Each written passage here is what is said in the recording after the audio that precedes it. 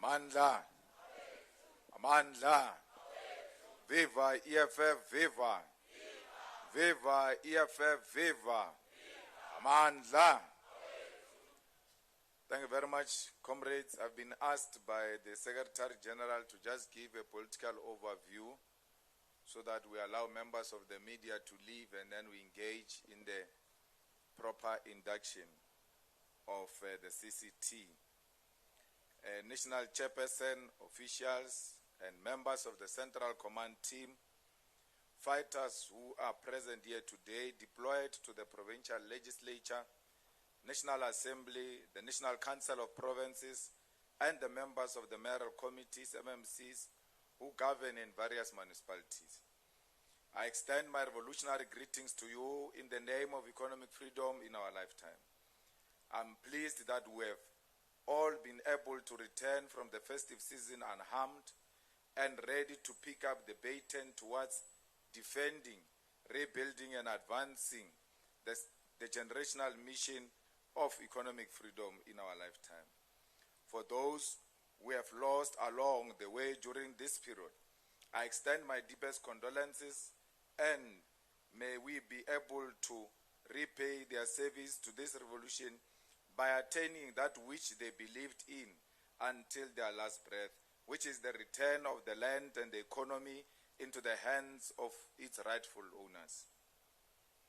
Fellow fighters, what is most commendable is that as revolutionaries, you did not allow yourself to be overwhelmed by a prolonged holiday season, and you showed your selflessness by helping the vulnerable in primary and high schools across the country. The Umntwana Esikolweni campaign and Sofunda Ngenkani campaign, which aims to ensure that the doors of learning are open for all. It's a generational task we have taken from the revolutionaries who crafted the Freedom Charter. As the EFF, we have become the true custodian of liberation in this country since the former liberation movement has become a weapon of capital. Therefore, when you demand that learners and students must be allowed to register for free, when you deliver laptops, school shoes, uniforms, improve infrastructure, and donate to schools to improve the learning experience of the youth, you are picking up the Freedom Charter from the dustbin and implementing it. For your commitment and love for our people, and for your love for education, which is at the center of our freedom, because land and education go side by side, I salute you. I salute you for beginning the new chapter of this struggle by servicing our people, and this is an attitude that must define the EFF moving forward. Commissars and fighters, we are gathered here today after a successful third National People's Assembly, which elected the leadership collective and resolved on key tasks that must be achieved over the next 5 years. The Plenum serves as a strategic meeting of the EFF that charts the agenda and program for the EFF for the year, drawing from the mandate and resolutions of the Third National People's Assembly with an appreciation of the condition confronting society today. It is at this gathering wherein the leadership from the provinces and those who are deployed in the legislative sphere will plot the road to freedom through deliberate program of action and intervention which will defend the gains of freedom and advance the genuine interest of the people towards complete emancipation. Commissars and fighters, I wish to declare at this gathering, not only to the audience before me today, but to all the fighters and structures in the ground, that we have begun a new chapter and we stand here stronger than ever before. The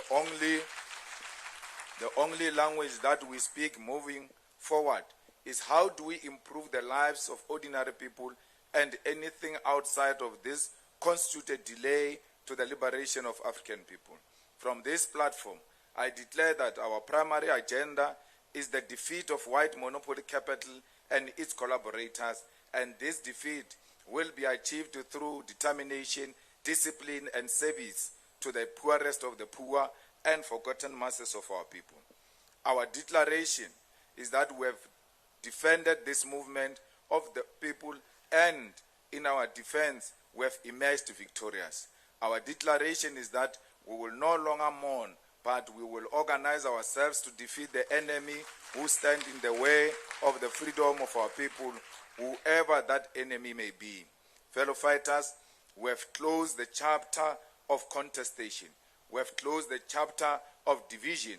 We have closed the chapter of infiltration.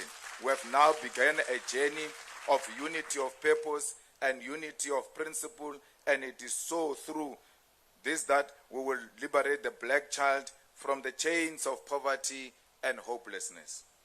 Fighters, we are stronger than ever before, and the way you began 2025 by being humble servants of those whose cries are ignored proved to me that we have remained the last hope for our people. You humbled yourself at the feet of the elderly who were begging for help to get their children into school. You humbled yourself before the tears of kids who had never before seen a computer in their lives and gave them that dignity. You presented yourself before a disparate youth that says no to drugs and crime and only needed help with registration. It is these acts alone that must encourage you and prove to you that you are a soldier of the people and you belong to the ranks of the Red Army of the EFF. Commissars and fighters, our task now is to rebuild and advance towards total victory in the 2026 local government elections. It is clear that our victory is necessary, and our victory is a demand from generation before us to serve our people. For us, liberation means service to the people. There is no liberation that will be achieved while you are absent from the people. Liberation demands that you subject yourself to the will of the people. Liberation demands selflessness and service, and you must do this without expecting any praise or reward from our people. Fighters, revolution means service at all costs, regardless of the material conditions. It is for this reason that we as the EFF declare the year 2025 as the year of picket lines. It is the year where we return to the streets and to the people in order to report to them that the EFF is alive and well and remain at their services regardless of what they've thought of us in the past. Commissars and fighters, the EFF is the property of the working class and a child of the downtrodden masses of our people, and therefore in 2025 we return this child to the people. Commissars and fighters, to rebuild, we must return to those who gave birth to us, because it is only them who will know how to rebuild that which they gave birth to. It is the people who will give us necessary strength, the necessary courage, and the necessary wisdom to stand on our feet and confront the enemy and complete the mission given to us by heroes and heroines of the past. We have defended this birthright of the liberation struggle, and when provoked, we will always do so. But it is now time to focus on the rebuilding process, and the rebuilding process begins with building strong branches, strong sub-regional structures, but most importantly, not building these structures for the sake of it, but building them in order to service our people. It will therefore be compulsory for all commissars, leaders and provincial structures, members of municipal councils, legislatures and parliament, sub-regional structures, and the branches of all of you will be expected to embark on a program of action on the picket lines and service delivery on weekly basis. The picket lines, commissars and fighters refers to where we will be operating on daily basis as the advanced detachment of the working class. As a people's organization, we must have a battlefield, and that battlefield will not be in the offices or in never-ending planning meetings, but our battlefield will be the streets and in communities. It is on these picket lines that will conduct service delivery. Comrades, service delivery does not mean you must have money or be deployed in government, because the former liberation movement must be proved to you that being in government does not automatically mean you will service the people. Service delivery means cleaning your own community consistently. It means providing a transport service to the elderly to go and collect their grant so that they do not become victims of crime. And it means forming part of community forums to combat crime. Service delivery means cutting the grass and painting the buildings at your local clinics and schools. It means adopting an indigent family and sharing with them the little you have, because that is humanity. The EFF must begin to be service delivery orientated and socialist, whether we are in government or not. Fellow fighters, the charter that defines a fighter who is on the picket line is the character of grassroots activism. This means that we must be present and active in the popular struggles of our people, not because we want visibility, but because we want to solve the challenges. Grassroots activism means that you must lead the demands for water and refuse collection in your ward and in your VD. It means you must be at the forefront of demanding the repair of potholes, of reporting the abuse of women and children in your community to the police, and you must be at the forefront of fights against drug abuse and corruption by police or councillors who sell jobs in exchange for sex or who employ on the basis of political affiliation. This is the language we must speak in 2025. We must be ruthless against factionalism. We must be harsh against the reporting of lies as we establish sub-regional structures towards the 2026 local government elections. And we must be unforgiving of corruption, laziness, and individuals who fail to take responsibility and initiatives. Commissars, as of today, the language of the EFF in 2025 is what have you done for communities this week? The language of the EFF in 2025 is service delivery and grassroots activism. This year is the year of the picket lines. Commissars and fighters, the plenum that we have convened must deliberate on the finalization of resolution of the Third National People's Assembly, which is a democratic will of the branches of the EFF. These resolutions must be converted into a programmatic agenda that will be implemented by all structures at all levels. Most importantly, the resolutions must be fine-tuned and they must be attached to timelines of implementation so that we can hold ourselves accountable and not delay the will of the branches of the EFF. It is important to attach a time frame on these resolutions to ensure that they do not fall through the cracks, and it is equally important to align them with a program of action so that they do not remain ideas in our heads, but becomes a reflection of our work and activities on a regular basis. Key amongst these resolutions are: the EFF must dissolve all regional structures which will be replaced with sub-regional structures. In light of the resolutions to dissolve the regional structures, the EFF must allocate resources to establish fully equipped sub-regional offices in every municipality. The EFF must establish a youth command and dissolve the EFF student command. The EFF must create a political education college offering accredited courses on Marxism, Leninist, Fanonian ideology, organizing, and governance. The EFF must establish a performance review system for all deployed members and representatives with transparent reporting mechanism.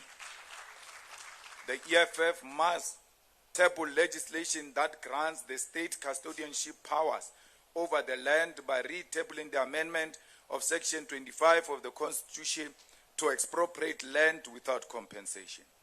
The EFF must establish a land and agrarian unit similar to the EFF labor desk, staffed with highly skilled people to direct and upscale program on land occupation.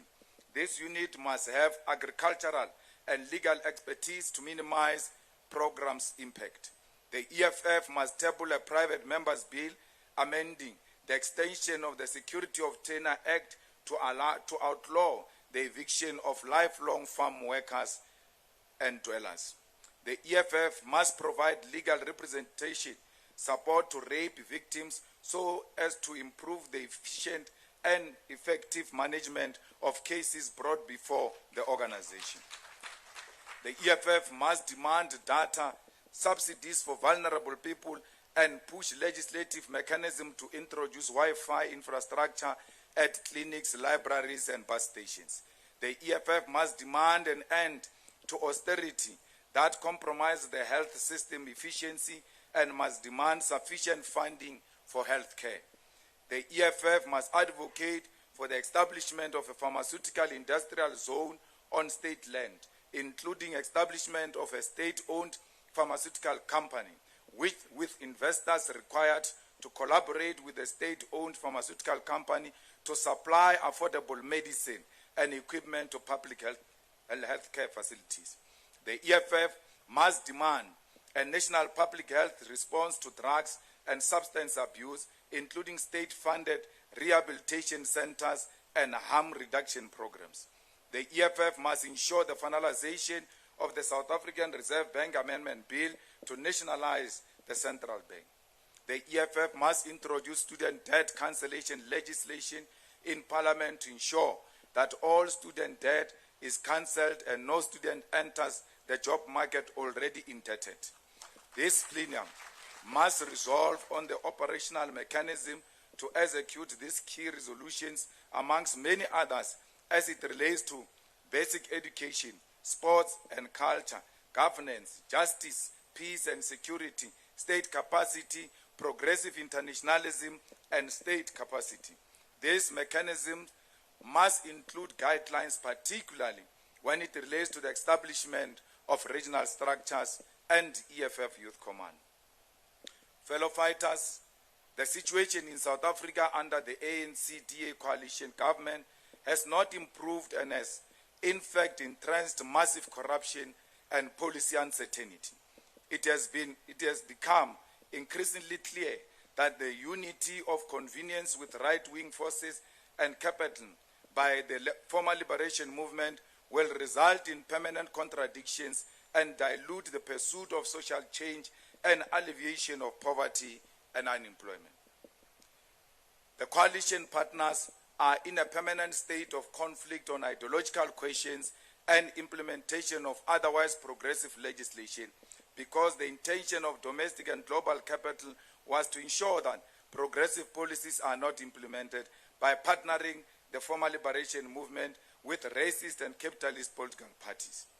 It has become increasingly clear that the marriage of convenience that today governs South Africa was established to ensure that the EFF is kept out of power at all costs, despite confusion that will arise out of a marriage between the right-wingers and a former liberation movement.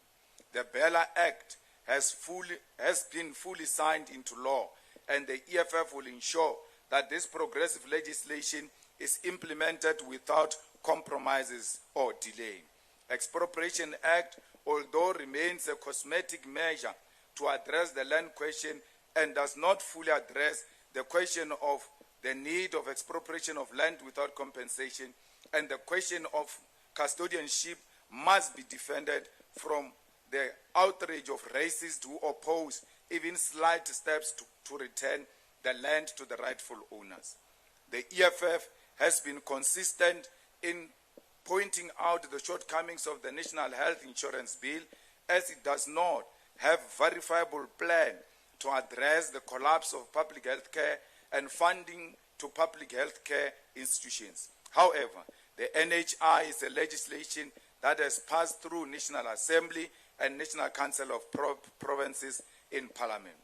As a result, we must defend the principle of lawmaking processes as enshrined in the Constitution, because the so-called GNU does not have the power to reverse or review the bills which have already passed in Parliament. Any organization that sits in the GNU and wants to utilize that platform to undermine the law-making process of Parliament, which defeated them, must be called out as constitutional delinquents who do not respect democracy.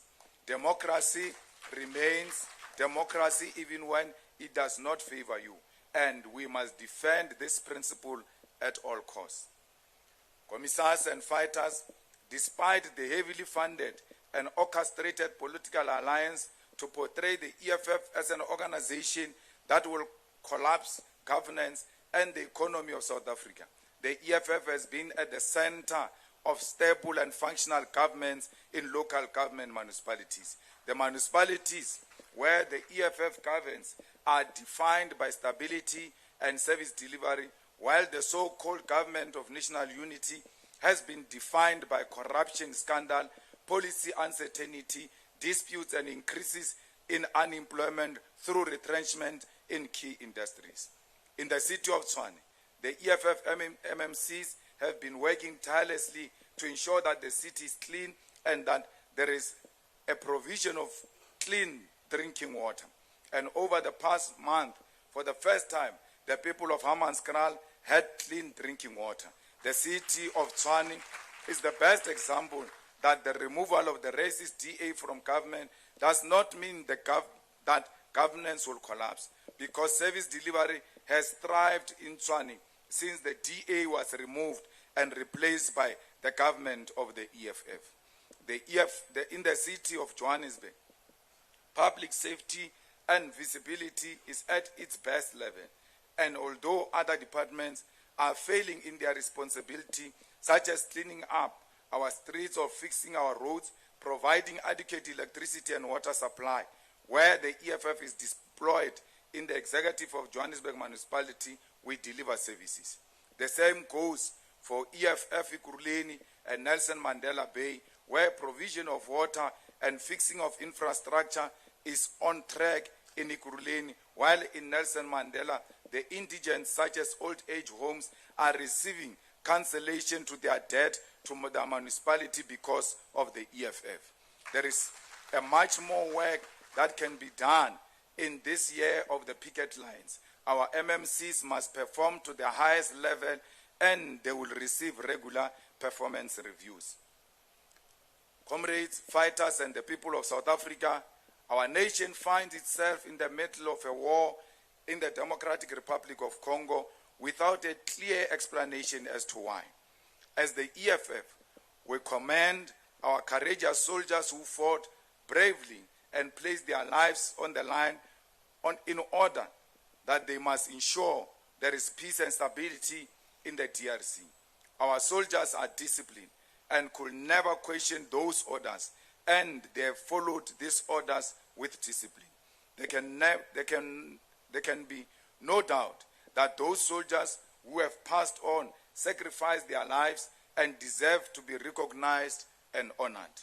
However, at the heart of the conflict in the Congo is not a desire for peace, but the greed of the West for the minerals wealth of Congo. The DRC is a home of vast reserves of minerals essential for modern technology, including cobalt and tin, titanium and gold. Around 70% of the world cobalt, crucial for electric cars, batteries, and smartphones, comes from DRC, yet Congolese people see none of these riches. Instead, multinational corporations and West nations exploit these resources while fueling conflict to maintain their access. Over 200 companies from the UK and Belgium are involved in the purchasing minerals from the DRC, and these nations directly finance armed groups and perpetuate violence. These corporations and their governments remain complicit, failing to regulate supply chain or hold corporations accountable for using conflict minerals. The chaos in the DRC goes back to the colonial conquest, and today is sustained by imperialist interest to loot the wealth of the DRC. This conflict is equally fueled by ethnic divisions in the region. Comrades, it is here where the influence of Rwanda in the DRC emerges. As ethnic group that fled from Rwanda during the Rwandan genocide and settled in the Eastern Congo are used as the basis for Rwanda's support for M23 rebel against the regime in the DRC, while Rwanda is simultaneously a proxy of Western interests in the Congo. The conflict in the DRC, therefore, does not require a head of state who suffers from a desire to be a hero at the expense of the lives of our soldiers without an appreciation of the condition that informs the conflict. It is when you do not appreciate the condition that inform the conflict in the DRC that you will speak in folk tongues when you speak to the president of Rwanda and communicate a different message to the people of South Africa. Lies have short legs, Mr. President, and we demand clarity from you because you have sent our soldiers to their death and then antagonized forces in their region, knowing very well you are not prepared for war. It is crucial for fellow fighters to acknowledge this history and ask ourselves what is the specific role of the South African National Defense Force in the Congo, and in whose interest is our mission in the Congo? Whose peace and stability are we pursuing in the Congo? Is peace and stability for the continent, or peace and stability for mining interests of global capitalists? Commissars and fighters, citizens of our great country, and our armed forces who are in the trenches in the Congo, I take this opportunity to caution the President of South Africa, Sir Ramaphosa, not to fall into the pitfalls of warmongering and not allow desperation to inspire a misguided intervention in the conflict in the Democratic Republic of Congo. For centuries, when a nation is confronted by massive social and economic challenges such as poverty, starvation, homelessness, and unemployment, war has been a weapon of the ruling elite to mobilize patriotism. Those who have over the years in modern society lost of the popular mandate of the people have embarked on senseless wars, sacrificing soldiers in an attempt to unite the nation behind one common purpose and one common cause. The President of South Africa ought to be careful to not allow fanatics to incite him into war simply because it will give the people who have lost hope in him a common enemy to unite against.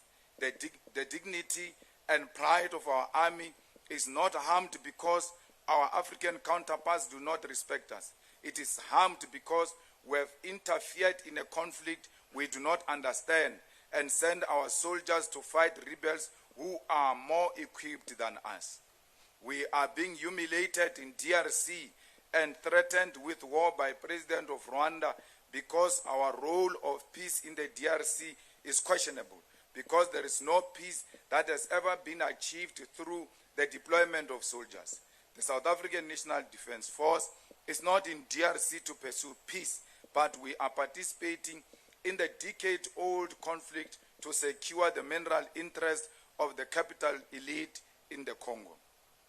Our soldiers must withdraw from the DRC, not only because they have not been given the necessary equipment to pursue the so-called peace they are there for, but because the motivation to send our forces to the DRC are dishonest. Our children, our sons and daughters of the South African National Defense Force have been sent to their death because the mineral interests of multinational corporations and individuals must be secured. Our soldiers have been sent to be glorified bodyguards of the mines in the DRC, and this mission has been disguised as a pursuit of peace and a defense of democracy. Bring our soldiers home, because our army should not be a pawn in a game of capitalists which has now exposed the weakness of our military capacity. Bring them home, because every day they pass away, we see the consequences of a deliberate destruction of our arms manufacturer, Dinel, and we see the consequence of the year-on-year budget cuts to the Defense Department. Bring our soldiers home because they are the first line of defense for our people, not the first line of defense for the interest of capitalists and mining corporate. Mr. President, bring our soldiers home and desist from meddling in the affairs of DRC and Rwanda as if you are the USA of Africa, because we do not know if you'll be able to defend us when the rest of Africa turns their guns to the south. The manner in which the former liberation movement has collapsed our military and defense capacity is the embarrassment we must talk about. Mr. President and people of South Africa, to rescue the lives of our soldiers from a war they are not prepared for is not an embarrassment. It is a strategic and necessary retreat that prioritizes life over profits. Cyril Ramaphosa, I appeal to you and your conscience. Bring our soldiers home. Even if you threaten to fight a war against Rwanda, we don't have the military capacity to can fight any other country. Our army has collapsed because you have taken money away from them and put it under your mattresses. Today, our soldiers do not have food, do not have ammunition, do not have sophisticated equipment. We are not scared to fight, but at the moment, we are not ready and capable to fight. The best thing is to retreat.